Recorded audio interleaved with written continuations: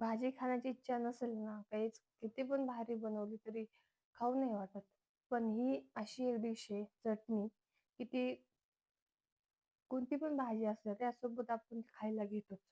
तर ही इतकी मस्त लागते ना, तर त्यासाठी काय करायचं, जवस घ्यायचं अर्धी वाटी आणि त्याला व्यवस्थित चाळून घ्यायचं. त्याच्यामधले खडे वगैरे असतील ते पण निघून जातील. त्यामध्ये काही कचरा असेल तो काढून घ्यायचा आणि मस्त एकदम स्वच्छ करून घ्यायचं आणि तव्यामध्ये किंवा कढईमध्ये भाजून घ्यायचं. तर आता मी भाजून घेते.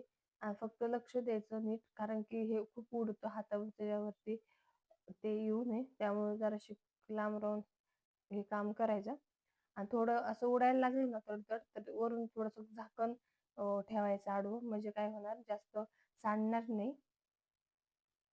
तर आता हे आपलं जवस भाजलं गेले आता काढून घेऊया.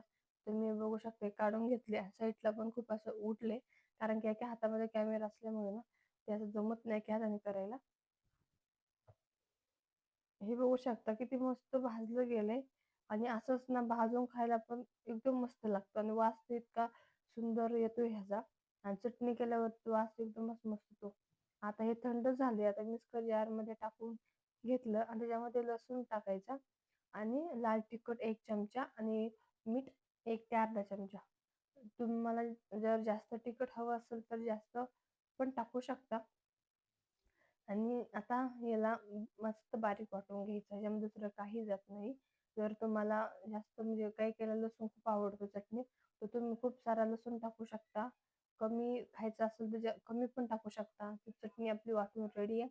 बघू शकता झटकीपट चटणी रेडी झाली आहे आणि मस्त वरून तूप किंवा मग गरमागरम तेल असं घेऊ शकता आणि गरमागरम ज्वारीची भाकर किंवा चपाती पण ज्वारीची भाकरीसोबत चटणी एकदम मस्त बेस्ट लागते.